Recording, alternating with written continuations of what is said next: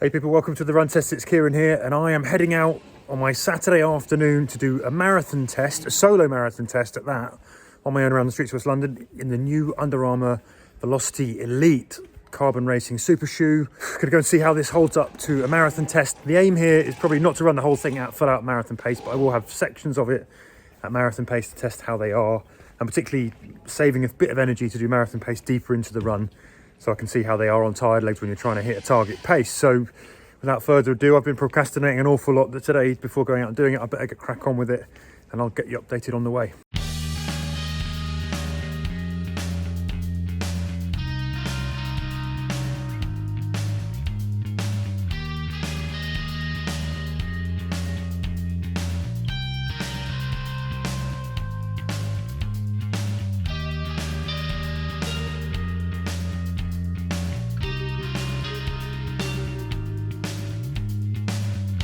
So I'm 6 miles and about 55 minutes into this marathon test of the Under Armour Velociti Elite. I have to say, legs are pretty tired already, which is not a great thing for when you're going out to do a solo marathon. So I'm running on sort of fairly tired legs after earlier training the week. Did about 20 miles, so yeah, but anyway, that's where I'm at. What about the shoes? So I've done a bunch of running in these shoes already at different paces, but this is the first time I'm looking at taking them this long. And you know, the one thing that you can't really get away from when you're comparing them to other super shoes like the Alpha Fly, the Adidas Prime X Strung, I presume like the Mizuno Wave Rebellion, those kind of shoes, these are a little bit more firm. There's not quite so much pop. There's definitely not quite as much spring. There's not that much bounce there. I would say they're more in keeping with something like the Endorphin Pro 3, which is just a little bit more subtle. What I think is really obvious initially about these shoes is that compared to some of the other big kind of carbon super shoes with those massive stacks of those kind of really springy and responsive foam that often is fairly kind of unstable as a result, these are more firm, there's more stability, but what you're not getting is as much of that kind of overall kind of spring feeling. It's definitely, there's a more kind of connected feeling to the ground. It's not dissimilar to the Flow, you know, the way I would compare the Velocity Flow Wind with some other kind of daily trainers. There's quite a similar sort of shape to the midsole construction here. I think there's a lot of kind of DNA similarities in these shoes.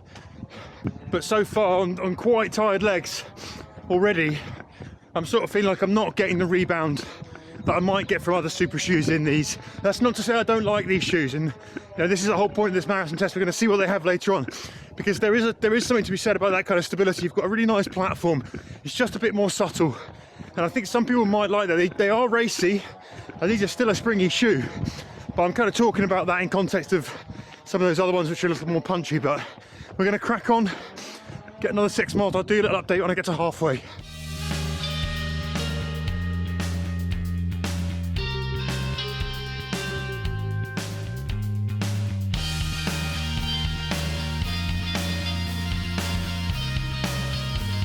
So 13 miles in, just done the turn, on the way back now, and for the last kind of 2 or 3 miles I tried to pick up the pace a little. Still not kind of full marathon pace, doing around 7-minute miles, just to see how the shoes felt at that pace. And a couple more things I've noticed. What you're getting here, the insoles in these shoes, got a nice kind of soft bed that really holds the foot in place. You know, it's one of those where your whole foot feels cradled, and that's quite nice. That softness does, I think, make the shoe feel a little bit softer. It dampens the kind of firmness that I think would be there otherwise in quite a nice way. But the overarching really is when I sort of cast my mind back to other super shoes, it's just that these Elites don't quite have that same sort of thrust in the ride. It's just not as punchy, it's not as springy, they're not as peppy. You know, a lot of the work that I'm doing here is when I'm picking my feet quickly and with a high turnover. Again, I'm not necessarily against shoes that encourage you to do that, make you do the work a little bit, you know, and it encourages a faster footstep. And it's another one of those shoes that when you actually shift up and you move with that high turnover, it does respond really nicely, and it will clip through. There is a good transition, but I think in contrast to the other super shoes, it's just not going to give you that real kind of boing spring that you get from some of the other big names in this. Anyway, on the way back I'm going to try and see if the legs have got some 6-something minute miles in them, or at least see if these shoes can help me get there. Let's get cracking on.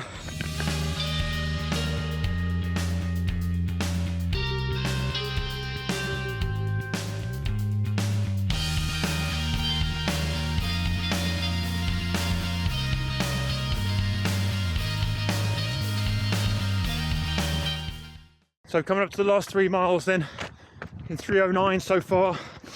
So probably going to be somewhere 3:45 or something. I don't know how long these last few miles are going to take. Might get in under 3:30, depending. Now, I did clip the pace up a little bit back there. I managed to get 3 miles that started with a 6, I think. And the shoes felt much better moving at that fast pace. They're not giving much back, I don't think. They won't give you much extra energy. There's a whole lot more in other shoes. And to be honest, towards the end of this now, I'm really fatigued legs. The feet and the legs are starting to feel it a bit. There's a few kind of sort of hard spots underneath where the shoe's not all that forgiving. That platform doesn't quite have the soft cush to soak up like some others do. And I felt a few right kind of on the ball of my foot, a little bit harsh.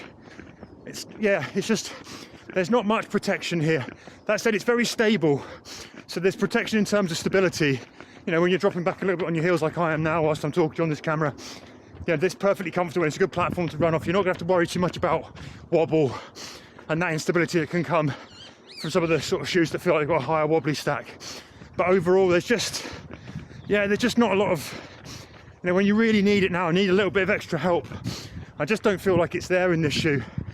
And we'll talk about it, you know, in a summary when we get back, but I have a feeling after, you know, 3 hours and nearly a marathon in this shoe, Under Armour has done that thing again where it's made a pretty good shoe. And I think there are some runs that this could be excellent for, but up against the competition in this bracket, I don't know, the foam just doesn't feel like it's given enough. And so I think they're not really going to have pulled it off again.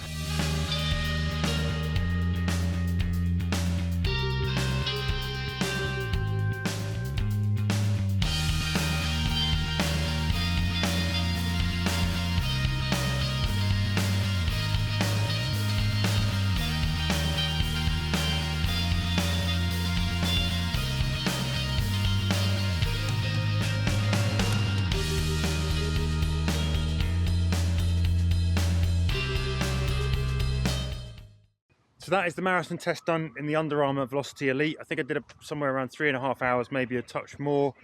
The last few miles were an absolute drag, very hard work, very tired legs. And yeah, nothing really changed with the shoes. They weren't giving me an awful lot towards the end there. In fact, there's quite a lot of kind of ground coming up through the floor, you know, through the bottom, through the midsole, a bit too much, a bit more than I would like. And overall, my initial instant reaction, having just finished and I'm very tired and a bit grumpy, is that perhaps these shoes, you know, they don't quite give what most people are going to be looking for over the marathon in terms of that extra help with the response, the punch, the propulsion, the energy return, the spring. I think really, for me, right now, having done it, I feel like they're a good half marathon shoe. I feel like you can run at a really nice clip. They have it's a bit like the Under Armour Velociti Flow Wind or whatever they're called. Again, my head's gone because I'm really tired, but those, you know, their daily training shoe, which I think is a great shoe, and it's one that people kind of underestimate, but it's got a certain kind of ride to it. And when you put those up against other shoes that are springier and more energetic, a lot of people go, well, I don't really want that, but it's got this kind of ground contact connected kind of feel where when you're clipping along well, they feel good and they move well and they're light and they're sort of agile and, you know, they're good. But they're just different. They're very different to the other shoes. And yeah, as I said earlier, kind of a few miles out, I just feel like Under Armour has made a good shoe, but not a great shoe. And that seems to be the thing with Under Armour. They haven't quite made a shoe that you just go, wow. Whereas, you know, some of the other brands who were playing catch up with Nike have managed to do that. They've managed to have wow shoes that really make you feel like they've done something special. Under Armour still hasn't quite got it. This is a much better shoe. It's a good shoe. I really liked it. You know, I've happily run that marathon in them and got through it okay. People can race in these shoes, but if you're looking for an exceptional shoe, I don't think for the marathon distance, based on what I've just done, that this is going to be it. But I'll do a little bit more of a summary back in the office, and yeah, we'll do a bit of a wrap up there. Maybe I'll feel a little bit different after I've sat down and had something to eat. But yeah, marathon test in the Under Armour Velociti Elite is done. So I'm back in the office, and it's about 5 days since I did the marathon test in the Under Armour Velociti Elite. I've had some food, I'm a little bit less grumpy, I'm a little bit less tired, and I thought I'd just sort of sum up some of the things that I found on that marathon test. I've had a time to kind of think about the shoe and how that run went and what I liked and didn't like. And in quick summary, I think there's a lot to like in the Under Armour Velociti Elite. You know, roomy uppers, they're very comfortable disappearing kind of feel on the foot, good hold in the heels, good lockdown, no lace pinch, no hot spots, no rubbing. Just a shoe that kind of, in terms of how it feels on the foot, it disappears and you can just get on with business, and that's really positive. That was the same throughout the whole marathon distance. Then you kind of flip to how that kind of midsole and the carbon plate perform, and they're great when you're moving fast and well at a higher clip. They're firmer. They're just, I think the problem really is when you get deep into those miles, and this might be if you're a much quicker runner, if you're like a 2:30 marathoner, you might actually be able to kind of cope a little bit better because you're going to spend less time on feet. If you're looking at a shoe that's going to help you deep into kind of a 3.5 hour, 4 hour marathon, where maybe you're going to get a bit tired and a bit ragged and you need a bit of protection, a bit of cushioning, you know, when your form goes, I think the Under Armour Elite, they just didn't really have that towards the end. I did find that I was feeling the ground coming up a bit more than I would like. You know, your feet are going to get tired when you run a marathon. You're going to get some ground impact. That's just standard business. But there are shoes that can give you a little bit more protection. The other thing, though, that I sort of wanted to mention was that while you might not get that protection, you might not get that little bit of energy that's going to give you a little bit of a spring in your step and help you out when you most need it, mile 22 and onwards, whatever. You do have a stable platform here, which means that, you know, sometimes in other super shoes, if your form goes ragged, you start to get a bit wobbly or you're in the cornering and it all just feels a little bit unstable and a little bit kind of risky.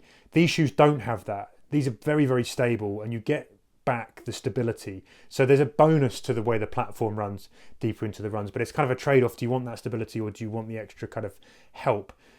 I think I'd like a little bit more softness, just a touch more softness and cushioning and energy in the Under Armour Flow Velociti Elite to choose them as a marathon race shoe. So my verdict is quite simple. Is this the best marathon race shoe you could buy right now? I don't think it is. For me, that still falls to the likes of the Nike Alpha Fly.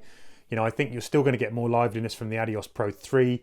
The Adidas Prime X Strung, if you're not bothered about that kind of illegal stack height business, then that shoe is a much better ratio. I've much more enjoyed that. I think the Saucony Endorphin Pro 3 also, it probably has the most similar kind of marathon sort of ride to this shoe, although that has that little bit of softness that we're talking about, a little bit of protection, a little bit of extra spring. So the Saucony Endorphin Pro 3 is one to look out for. I'd also put these Velociti Elite somewhere near like the New Balance Fuel Cell Super Comp Elite version 3 in terms of, you know, a bit more of a kind of sort of firmer, more direct ride. But again, I think that actually has a little bit more spring in it as well. And I might even sort of pick that over and above. Yeah, so I think Under Armour has made a good marathon shoe here. It's probably a better half marathon shoe. It's not a great shoe. It hasn't wowed me, but it's definitely a step in the right direction. This is one of the best Under Armour shoes that I've ever run in, if not the best Under Armour shoe I've ever run in. It's very capable. Maybe rather than buying it for a marathon, I might think about whacking this into my rotation just as a good kind of shoe that can do fast training runs, those sort of tempo 10Ks, that kind of thing. And when the price comes down, as it inevitably will, I think this will offer good value for money in terms of that kind of range of kind of fast training. I think because of the subtlety, it maybe fits more into like a daily training kind of situation. You know, it's less aggressive than some of the big carbon shoes that you wouldn't want to use for daily training. So it sort of opens it up to that potentially. But yeah, good shoe, not great shoe, but I have enjoyed running in it. So there you have it. That has been my solo marathon test of the Under Armour Velociti Elite. I hope you've enjoyed it. As ever, hit me up in the comments below if you want to take issue with anything I've said, or there are any questions you want to ask. Tell me I'm wrong, tell me I'm right, I don't know. See if you get your feet in the shoe, what you think of them when you've worn them. Would love to hear your feedback. Don't forget to like and subscribe. Ding-a-ling-ding the bell, because that really helps us notify you when other videos come up on the channel. In the meantime, if you want to see the full review of this shoe, the video is up on the channel right now. You'll be able to watch it right here. Otherwise, it's been an absolute pleasure to talk to you about this shoe, and I hope to see you again soon on the Run Testers. Happy running, people.